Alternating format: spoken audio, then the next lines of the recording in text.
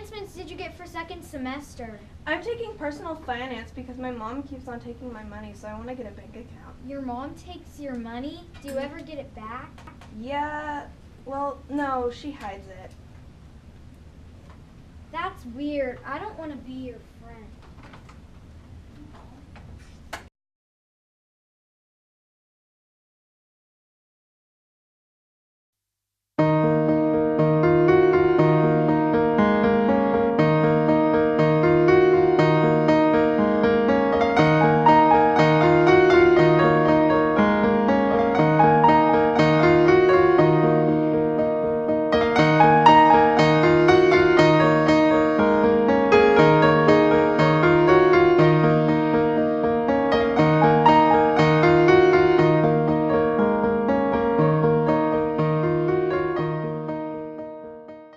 In Scotland, a war is raging as Scottish forces try to repel invaders from Norway. On a grim Scottish plain, 3 witches, the Weird Sisters, appear from the mist. They are hatching an evil plot that they'll put into action once the war is over. Where shall we 3 meet again, and thunder, lightning, on and rain? With the heavy belly standing at those lost and won. That will be the ear for the set of the sun. Where hast thou been, sister? Killing swine. Where thou? Sailor's wife had chestnuts in her lap, and munched, and munched, and munched. Give me some, said I, away with thee, she cried.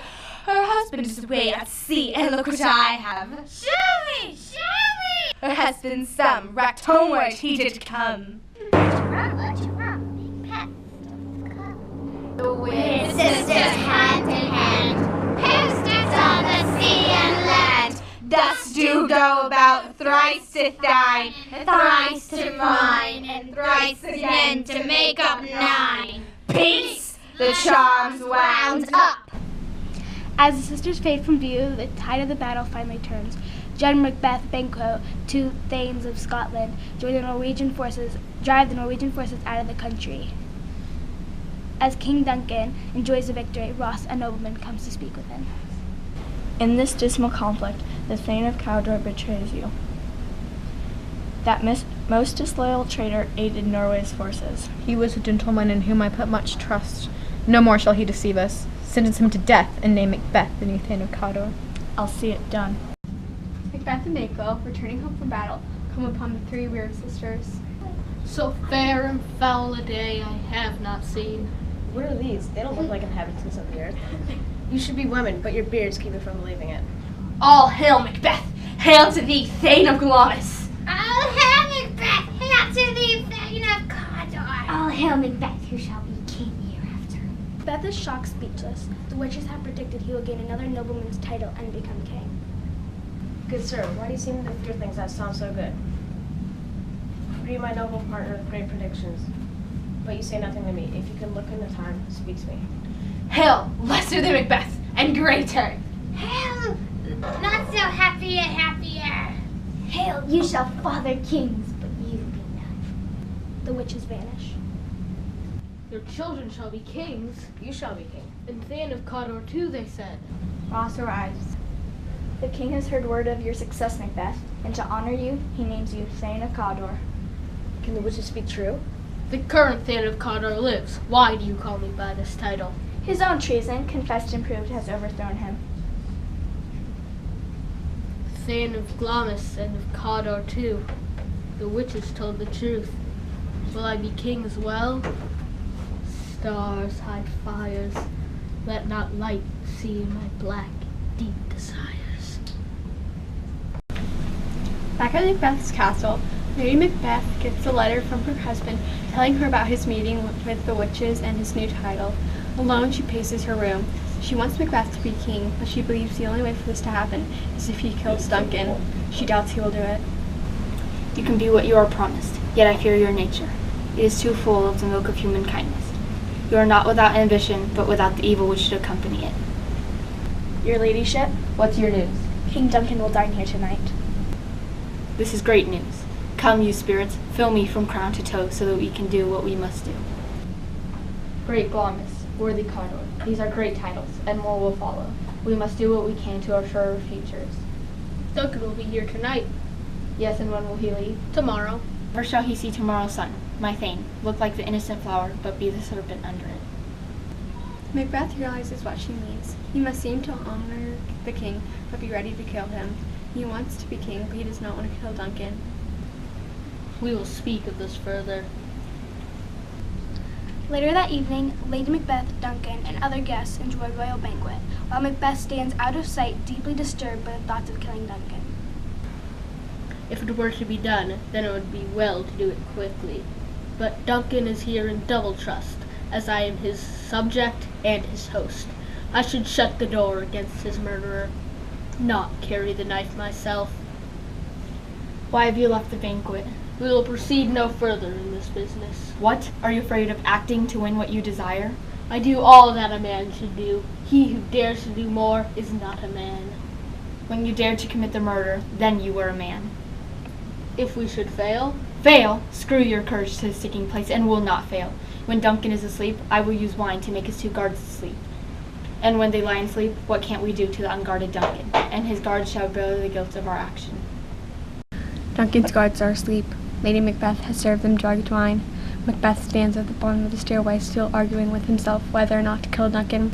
He stares at the patterns of light formed on the dark walls by the castle's flickering torches. Is that a dagger which I see before me? Handle towards my hand? Come, let me clutch thee. I have thee not, yet I still see thee. Art thou but a dagger of the mind, a false creation of my brain? I see thee still, and on thy blade spots of blood which were not so before. There's no such thing. I go, and it is done. The bell invites me. Hear it not, Duncan, for it is a death knell that summons thee to heaven or the devil's realm. Macbeth climbs the stairway on his way to kill Duncan. When Macbeth returns, he has the bloody daggers of Duncan's 2 guards with him. Lady Macbeth meets him at the bottom of the stairs. I have done the deed. This is a sorry sight. Did you hear a noise? I thought I heard a voice cry, "Sleep no more." Macbeth does murder sleep. Macbeth shall sleep no more. A foolish thought. Why did you bring the daggers back? They must lie there. Go and smear the sleeping guards with Duncan's blood. I will go no more. I'm afraid to think of what I've done. To look upon it again, I dare not. Sleeping in the dead are but pictures. If Duncan bleeds, I'll smear the sleeping guards with his blood, for it must seem their guilt. She runs to Duncan's room, soon returns with her hands covered with blood. My hands are now of your color, but a little water clears us of the steed. How easy it is. The next morning, Duncan's guards rise, unaware of Duncan's murder. Is the king stirring yet, worthy Thane? Not yet. He commanded me to wake him. I will lead you to him. Macbeth leads Macduff and the others to Duncan's room. This is the door. Will the king be leaving today? He will.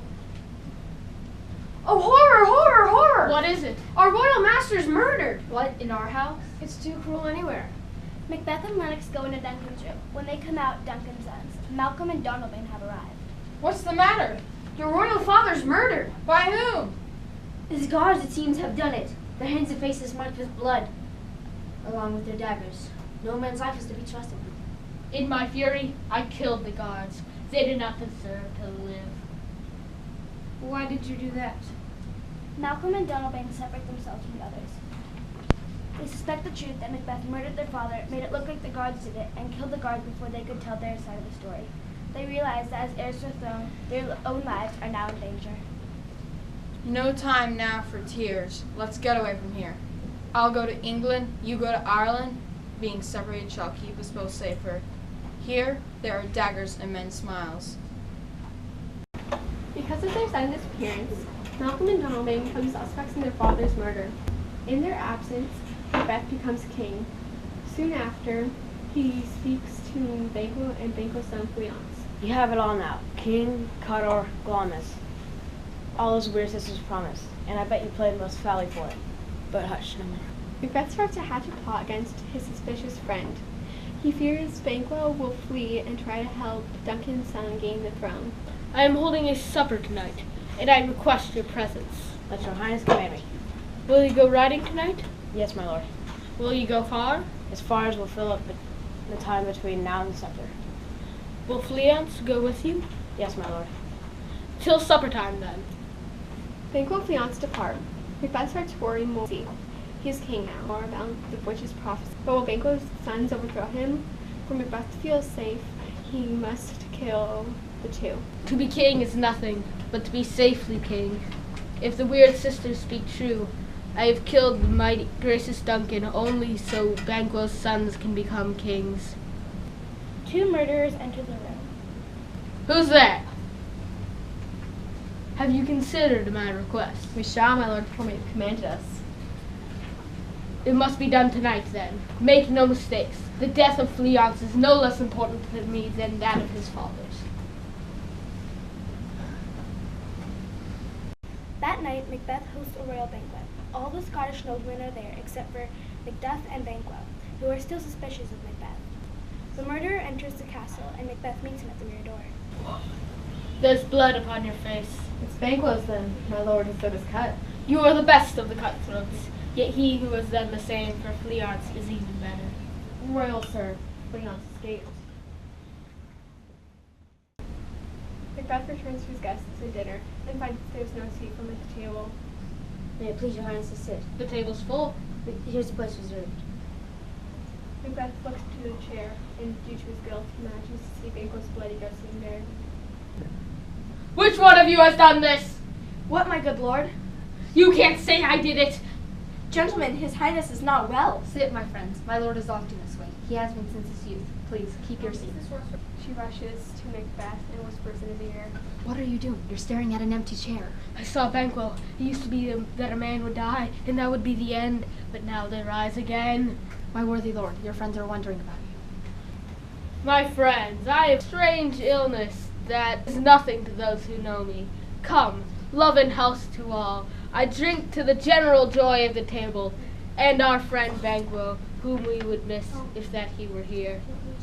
Macbeth sees the ghost reappear. He screams and throws his glass in the hallucination. Get out of my sight! Let the earth keep you, horrible shadow! How can you look upon such horrible sights and not turn white with fear? What sights, my lord? My friends, he grows worse and worse. Please, go once. Good night.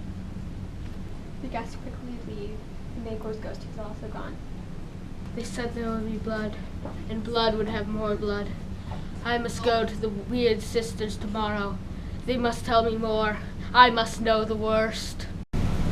Macbeth is worried about Macduff. He seems to know the secret about him. Macbeth has also heard that Malcolm is trying to take the throne back. Meanwhile, 3 witches are boiling a foul potion in a cauldron, a pot. Double, double, toil and trouble, fire burning, cauldron bubble. Fillet a finny snake in the cauldron boil and bake.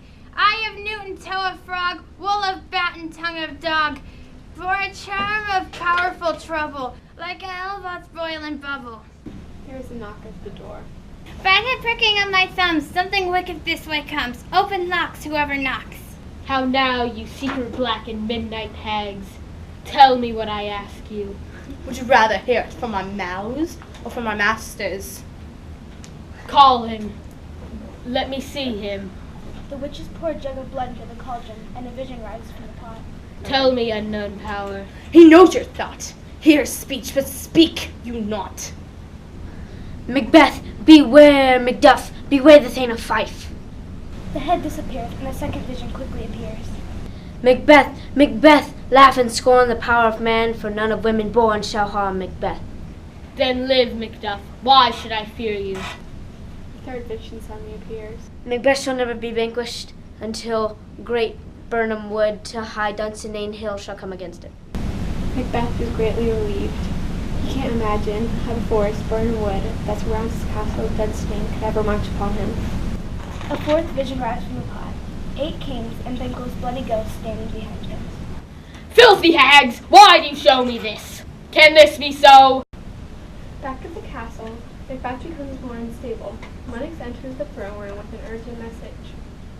My lord, I have word. Macduff has fled to England. Macbeth has realized that Malcolm is trying to overthrow him. Fled?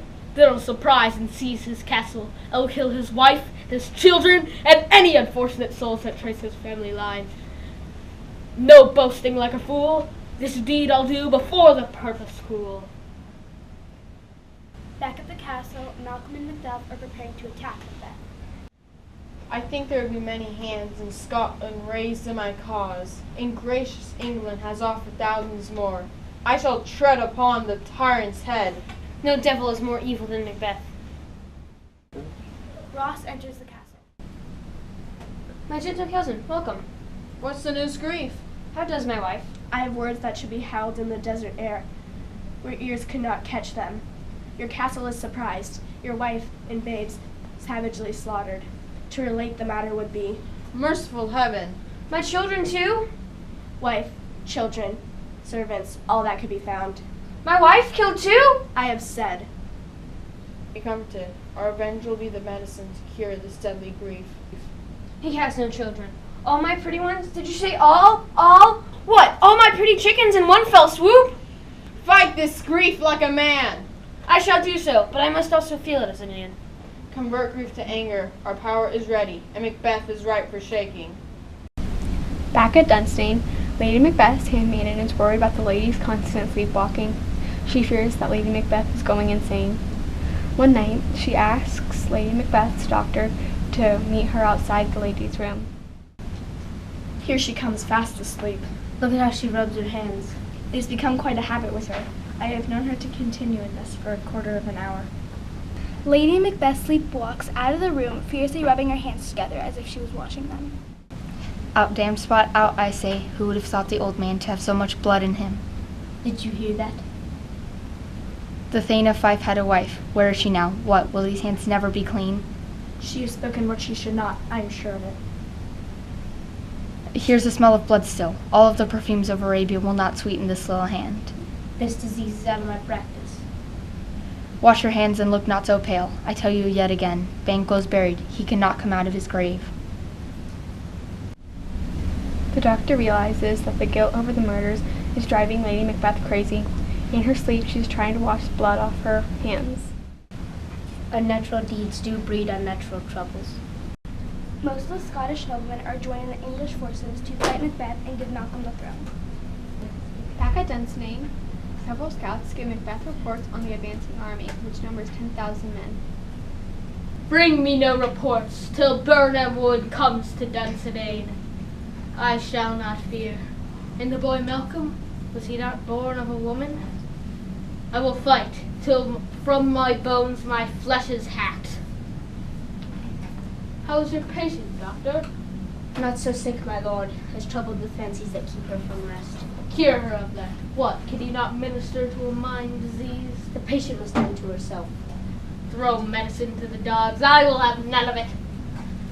Come, give me my armor and give me my staff. At Burnham Wood, near miles from Dunsinane, Malcolm and the English army are joined by Scottish rebels.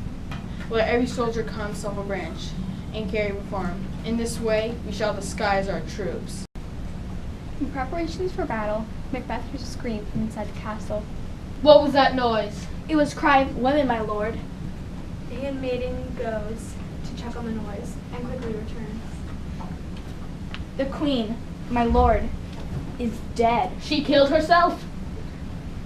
Tomorrow and tomorrow and tomorrow again creeps in this petty pace from day to day to the end of recorded time. And yesterdays have lighted folks the way to dusty death.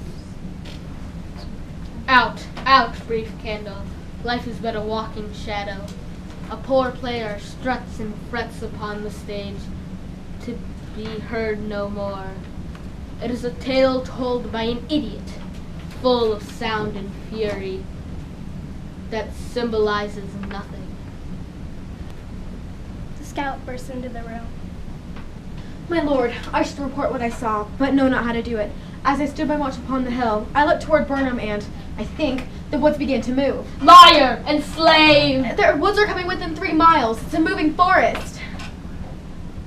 If you speak false, you shall hang alive upon the next tree. Now, Burnham Wood comes to Dunsinane. Ring the alarm bells. At least we shall die with armor on our backs. Outside the castle, Malcolm's troops have thrown down their branches and the battle has begun. Macbeth is outnumbered, but he fights on and kills a lot of rebels.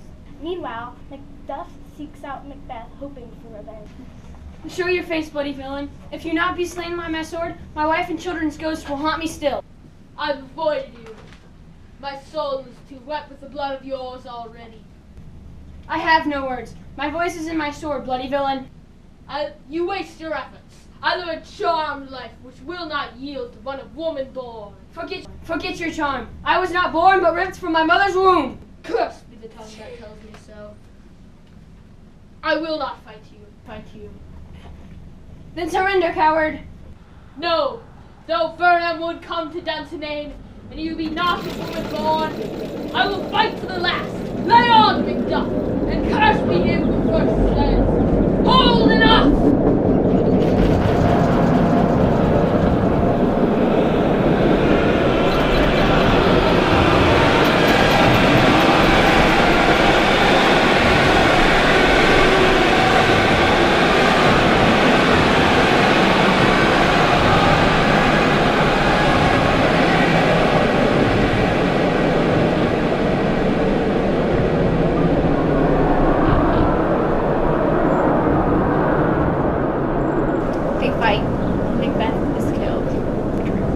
In the throne room, Malcolm and the noblemen celebrate their victory. They're discussing plans to crown Malcolm king. Hail, king, for so you are. We have much to do. We will call home our friends that fled the tyranny of this fiend-like queen. So thanks to all to see us crowned at Scone. All hail, King of Scotland!